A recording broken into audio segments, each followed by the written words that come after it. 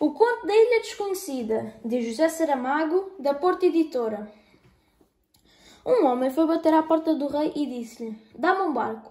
A casa do rei tinha muitas mais portas, mas aquela era a das petições.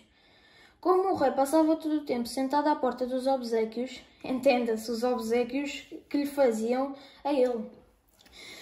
De cada vez que ouvia alguém a chamar à porta das petições, fingia-se desentendido, e só quando o ressoar contínuo da aldraba de bronze se tornava mais notório, escandaloso, tirando o sossego à vizinhança, as pessoas começavam a murmurar: "Que rei temos nós, que não atende?"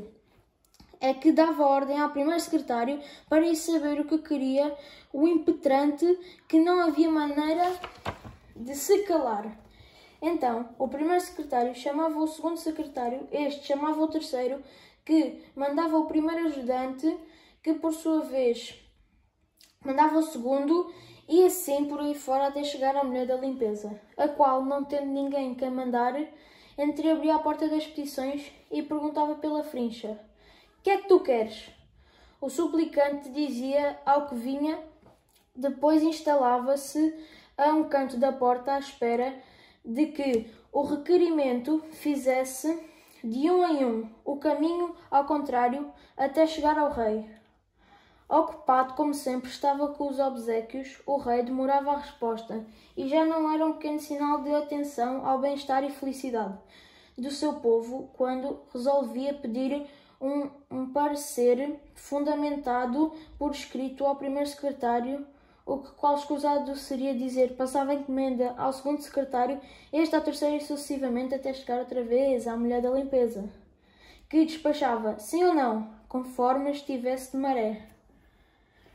Contudo, no caso do homem que queria um barco, as coisas não se passaram bem assim. Quando a mulher da limpeza lhe perguntou pela nesga da porta: "Que é que tu queres?", o homem, em lugar de pedir, como era costume de todos, um título, uma condecoração ou simplesmente dinheiro, respondeu: "Quero falar ao rei." "Já sabes que o rei não pode vir. Está na porta dos obséquios", respondeu a mulher. "Pois então vai lá dizer-lhe que não sai daqui até que ele venha, pessoalmente, saber o que quero", rematou o homem. E deitou-se ao comprido do limiar, tapando-se com a manta por causa do frio. Entrar e sair só por cima dele. Ora, isso era um enorme problema se tivermos em cada consideração que, de acordo com a pragmática das portas, ali só se podia atender um suplicante de cada vez, de onde resultava que, enquanto houvesse alguém à espera da resposta, nenhuma outra pessoa se poderia aproximar a fim de expor as suas necessidades ou as suas ambições. À primeira vista, que ficava a ganhar com este artigo do regulamento era o rei, dado que, sendo menos numerosa a gente que o vinha incomodar com lamúrias, mais tempo ele passava a ter e mais descanso para receber, contemplar e guardar os obséquios.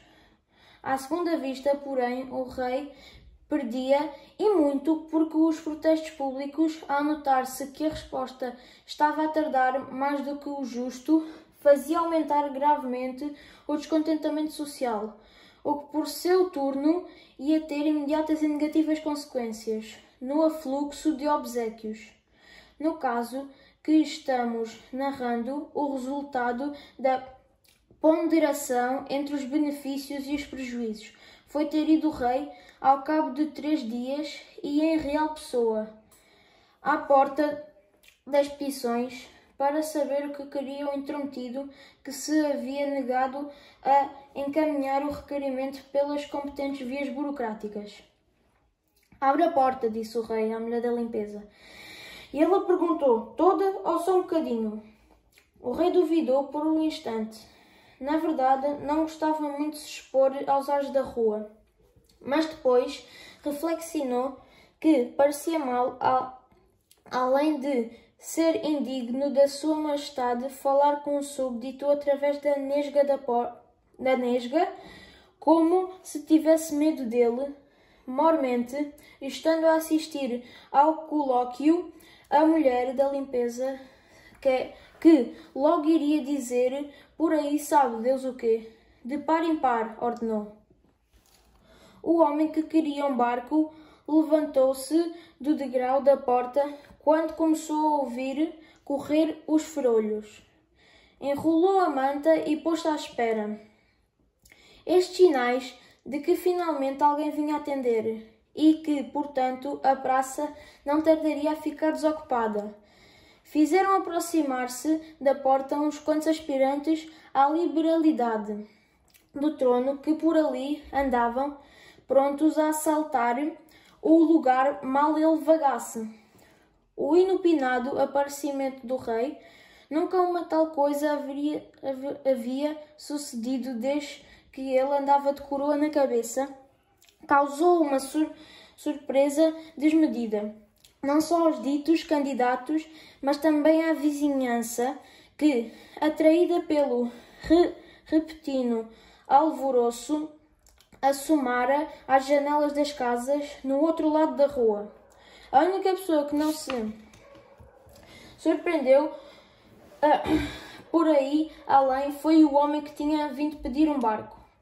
Calculara ele e acertara na previsão que o rei, mesmo que demorasse 3 dias, haveria de se sentir curioso de ver a cara de quem, sem mais nem menos, com notável atrevimento, o mandara chamar. Repartindo, pois, entre a curiosidade que não pudera reprimir e o desagrado de ver gente junta, o rei, com o pior dos modos, perguntou 3 perguntas seguidas. Que é que tu queres? Porque não foi que disseste logo o que querias? Pensaras tu que eu não tenho mais nada que fazer? Mas o homem só respondeu à primeira pergunta.